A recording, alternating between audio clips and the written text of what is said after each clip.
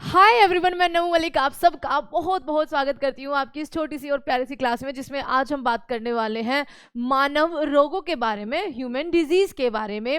Virus, bacteria, fungi या फिर आपका प्रोटोजोआ से जितने भी आपके रोग होते हैं जो आपसे सवालों में पूछे जाते हैं। रोग तो बहुत सारे हैं बच्चा, ठीक है, क्या कहेंगे लोग, एक है ये भी रोग है ना। लेकिन विटामिन से होने वाले जो आपके CHSL में पूछे जा रहे हैं, मैंने आपको विटामिन वाले क्लास में करवा दिया था कि किस विटामिन की वजह से कौन सा आपका रोग हो सकता है। ठीक है, आज हम बात करेंगे आपके जो ये आपके मल्टी सेल्यूलर, सिंगल सेल या फिर आपके वायरस, बैक्टीरिया, इनसे होने वाले रोग। आपका इंपॉर्टेंट सवाल, ठीक है। हो सकता है थोड़ी सी लंबी हो वीडियो, तो उसके लिए मैं पहले ही माफी मांग लेती हूँ बच्चा, लेकिन इंपॉर्टेंट बहुत ज्यादा है क्लास आपके CHSL और MTS के लिए। आगे चलते हैं। देखो, सबसे पहले हम बात कर लेते हैं थोड़ा सा वायरस, बैक्टीरिया, प्रोटोजोआ, फंजाई और आपके जो मल्टी सेल्यूलर पैरासाइट्स हैं उनकी वजह से आपके होने वाले रोगों के बारे में। फिर देखेंगे क्वेश्चन कैसे कैसे इनसे पूछे जाते हैं। तो देखो, सबसे पहले बैक्टीरिया बच्चा, सिंगल सेल ऑर्गेनिज्म होता है विदाउट एनी न्यूक्लियस। ये आपकी डेफिनेशन पूछी जाती है, बिना नाभिक के होता है ये आपका। इससे होने वाले रोग क्या है? आपका ट्यूबरक्लोसिस है, डिप्थीरिया है, टाइफाइड है। टाइफाइड मोस्ट इंपॉर्टेंट है, ठीक है। टाइफाइड है, कोलेरा है, टिटनस है, ध्यान रखना टिटनस बहुत पूछा जाता है। उसके अलावा वूफिंग कफ, आपकी काली खांसी है, और आपके निमोनिया जो कि लंग्स को सबसे ज्यादा प्रभावित करता है। इस वाली क्लास में ना मैंने आपको कुछ रोग ऐसे रखे हैं जिनसे भैया कि बाय चांस मान ली जॉन्डिस किसी को हो गया, तो भैया उसका शरीर का कौन सा अंग जो है वो आपका क्या करेगा, इफेक्ट करेगा? आपका लीवर करता है। टाइफाइड हो गया भैया, आते इंटेस्टाइन आपकी सबसे ज्यादा इफेक्ट होती है, उन पे सबसे ज्यादा प्रभाव पड़ता है। तो मैंने ये क्वेश्चन भी रखे, थोड़ा जल्दी जल्दी बोल रहे हैं। वायरस आपका क्या है? नॉन लिविंग पार्टिकल्स होते हैं बच्चा। वायरस जो है वो जिंदा कैसे रहते हैं? और अब तो कोरोना के बाद हमें पूरा पता चल गया है कि कोरोना हमारे अंदर घुसा और वो पता नहीं कितनों की संख्या में आपका बन गया है ना। तो वायरस क्या होते हैं? नॉन लिविंग पार्टिकल्स होते हैं that can only reproduce in a living cell. मतलब हम जो मानव है या फिर आपके जीव जंतु जितने भी है बच्चा, ठीक है। आपका क्या होता है वायरस से? कौन कौन से? कॉमन कोल्ड आपको हो जाता है, ठीक है। आपका मम्स एंड मीजल्स आपको हो सकता है, आपको नहीं मतलब आपके दुश्मनों को। एड्स जो होता है वो भी एक वायरस जनित रोग है, retro virus, okay. Chicken pox हो गया, स्मॉल पॉक्स हो गया, पोलियो हो गया, रेबीज हो गया बच्चा। उसके अलावा डेंगू हो गया, गोटर हो गया, गले में होता है आपका, और जॉन्डिस जिसको आप हेपेटाइटिस कई बार बोल देते हैं, जिससे लीवर बहुत ज्यादा इफेक्ट करता है। तो ये आपके वायरस से होने वाले रोग। फंजाई से होने वाले रोग आपके कौन कौन से? यानी कवक से, हिंदी में इसको कवक बोलते हैं। आपका ये क्या होता है? ये सिंपल ऑर्गेनिज्म इंक्लूडिंग आपका मशरूम्स एंड यीस्ट वगैरह जो होते हैं आपके बच्चा, ठीक है, that grows as single cell और थ्रेड लाइक। आपके क्या होगा बच्चा? फिलामेंट। ये कई बार डेफिनेशन पूछ लेते हैं। इनसे होने वाले रोग आपके रिंगवॉर्म हो गया, ठीक है, आपका एथलेटिस फुट हो गया, मतलब जो आपके फीट में क्रैक्स आ जाते हैं, फटी एड़िया सुना होगा है ना। आपका उसके अलावा क्या हो जाएगा? इसकी एक छोटी सी ट्रिक है, इसको याद मत करो। आपका हेयर फॉल, मतलब स्किन से डिजीज। आपका कहते हैं ना कि भैया सर में डेंड्रफ मत होने दो, है ना, क्योंकि जितना ज्यादा आपका ऑयल वगैरह आप लगाते हो उतनी ज्यादा ये जो फंजाई है ये आपके शरीर में ज्यादा वो रहती है, ज्यादा डेंड्रफ होता है, इसलिए ऑयल मत लगाया करो जिनको डेंड्रफ है ना। आपका क्या हो जाएगा? हाँ, हेयर फॉल। और अस्थमेटिक रोग भी आपका क्या होता है? फंजाई से होता है। उसके अलावा प्रोटोजोआ से, प्रोटोजोआ क्या होते हैं ma'am? Single cold organism without ए न्यूक्लियस, और ये क्या है? सेम है मैम, ठीक है। तो प्रोटोजोआ से आपके मलेरिया होता है, आपका डायरिया होता है। उसके अलावा स्लीपिंग सिकनेस, आपको सोने में दिक्कत, या फिर कहिए कालाजर भी आपका, ठीक है। उसके अलावा स्लीपिंग सिकनेस के अलावा कालाजर भी आपका क्या होता है? प्रोटोजोआ जनित एक रोग होता है। अब देखो यहाँ पर मैंने कुछ आपके लिए क्या रखे हैं, इन वायरस के नाम। कई बार पूछ लेते हैं कि भैया ये रोग हो गया, बताइए कौन सा वायरस इसमें उत्तरदायी था। इन्फ्लुएंजा में, नॉर्मल फ्लू में बचा इन्फ्लुएंजा वायरस। मीजल्स की बात करें तो आपका मोरबिल लिवर राइस, ठीक है, मोरबिल वायरस हो जाएगा यहाँ पर। कोलेरा से आपका विब्रियो, ठीक है। ट्यूबरक्लोसिस, ये तो बहुत ईजी है और ये बहुत बार पूछा भी जा चुका है। माइकोबैक्टीरियम ट्यूबरक्लोसिस यहाँ पर सही जवाब हो जाएगा। मलेरिया, प्लाज्मोडियम, ठीक है, क्योंकि मलेरिया क्या है आपका बच्चा? एक प्रोटोजोआ जनित रोग है, देखो ये मैंने लिखा हुआ है। रिंगवॉर्म एक फंजाई जनित रोग रोग है, देखो ये माने लिखा हुआ है आपका वो दाद जिसको आप बोलते हैं रिंग रिंग सा, ठीक है। रिंगवॉर्म आपका फंजाई, और इसका यहाँ पर ये क्या हो गया, ये उत्तरदायी आपकी कवक हो गई, ठीक है। ये चीज ध्यान रखना, इस मौसम में यानी कि आपका जो बारिश वाला ज्यादा सा मौसम होता है इसमें सबसे ज्यादा ये पनपते हैं। आगे चलते हैं, आगे आपका क्वेश्चन कैसे पूछा जाएगा, ads acquired immuno deficiency syndrome, पहले इसकी फुल फॉर्म याद करना। उसके अलावा इसमें विषाणु कौन सा होता है, आरएनए प्लस प्रोटीन होता है। इसके लिए कौन सा विषाणु उत्तरदायी होता है, आपका रिट्रोवायरस, ठीक है। क्या होता है रिट्रोवायरस, इसके लिए कौन सा टेस्ट होता है, ये भी बड़ा पूछा जाता है मैम, एलिसा टेस्ट होता है, ALI, ठीक है, एलिसा टेस्ट होता है, हमने ये सब पढ़ रखा है। एड्स के लिए उत्तरदायी विषाणु रेट्रो विषाणु मतलब रेट्रोवायरस। एलिसा परीक्षण किसके लिए होता है बच्चा, आपका एड्स की पहचान के लिए होता है। शरीर में आयरन की कमी से कौन सा रोग होता है, ठीक है, शरीर में आयरन की अगर कमी हो जाए तो आपको कौन सा रोग घेर सकता है, तो एनीमिया रोग आपको घेर सकता है ना। आगे देखते हैं खसरा, आज हम विटामिन वालों की बात नहीं करेंगे बच्चा, ठीक है, डायरेक्ट सीधे आंसर देखेंगे क्योंकि अभी मैं आपको वायरस, बैक्टीरिया, प्रोटोजोआ और फंजाई से कुछ रोग करा चुकी हूं। अब क्वेश्चन आप कैसे पूछे जाएंगे, खसरा, मम्स या मीजल्स जो है वो किस बीमारी से होते हैं, वायरस से होते हैं, कवक से होते हैं, जीवाणु से होते हैं, या फिर आपका क्या माइक्रोप्लाज्म से होता है। तो मैम ये आपके ना वायरस जनित रोग है खसरा वगैरह। आगे पीलिया यानी कि जॉन्डिस, हेपेटाइटिस भी आप इसको कह सकते हैं। इसे दुष्प्रभावित क्या होता है मैम, हमारा लीवर इससे सबसे ज्यादा दुष्प्रभावित होता है। हमारे ब्लड के अंदर बच्चा, ठीक है, हमारे ब्लड के अंदर एक रंजक पाया जाता है आपका बिलीरुबिन, ठीक है, आई डोंट नो मैं इसकी सही स्पेलिंग लिखूंगी क्या, बिलीरुबिन, इस तरह का एक रंजक पाया जाता है। अगर इसकी मात्रा ज्यादा हो जाती है तो बच्चा आपका जो लीवर है इसको आपका ग्रहण नहीं कर पाता अच्छे से, और आपका जो ब्लड के अंदर है ये ज्यादा मात्रा में होती रहती है, और इसका आपका स्किन का कलर जो है वो थोड़ा चेंज सा लगने लगता है, थोड़ा पीला पीला सा लगने लगता है। ओके, तो लीवर इसमें सबसे ज्यादा इफेक्ट होता है। इनमें से कौन सा रोग जो है वो फंजाई जनित है, ठीक है, ये फंगी यहाँ पर लिख लेना। इनमें से कौन सा रोग आपका फंजाई है, पोलियो, ठीक है मैम, पोलियो आपने अभी अभी बताया वायरस जनित रोग है। एड्स भी आपका वायरस के कारण फैलता है।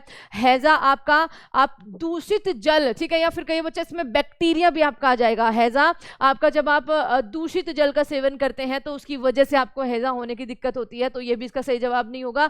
आपका स्किन की डिजीज बच्चा, ठीक है, कौन सी डिजीज, स्किन की डिजीज, या फिर कहिए आपका हेयर फॉल, यहां पर करेक्ट आंसर हो जाएगा आपका डी ऑप्शन, ठीक है।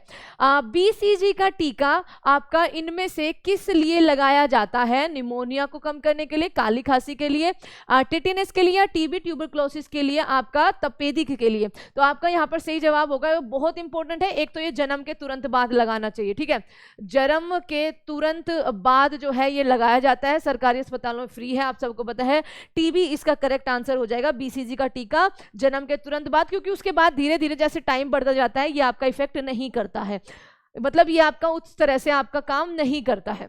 इनमें से कौन सा जल जनित रोग है मैम, हैजा अभी अभी आपने बताया है।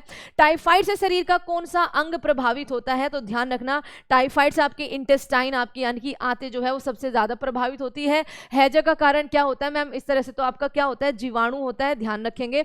Sleep apnoea, okay, sleep apnoea एक भयंकर निद्रा दोष है जिसमें लोग क्या करते हैं बच्चा, नींद में उनको सांस लेने में बहुत ज्यादा दिक्कत आती है, कई बार वो सो रहे होते हैं और उनकी सांस एकदम से रुक जाती है, तो आपका सी ऑप्शन यहाँ पर करेक्ट आंसर हो जाएगा।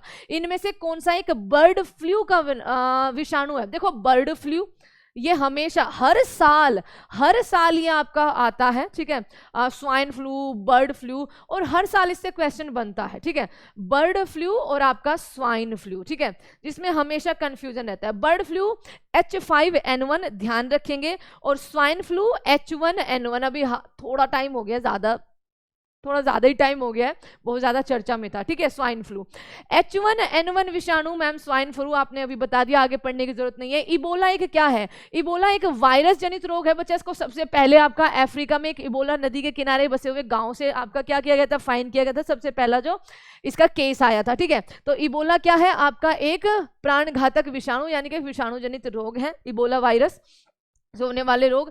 WHO ने शायद 2014 में, ये एक बार आप चेक जरूर कर लेना, 2014 में इसको एक तरह से वैश्विक महामारी के रूप में इसको क्या कर दिया था, घोषित कर दिया था। ये चीज आप ध्यान रखेंगे, अंतरराष्ट्रीय आपदा के रूप में।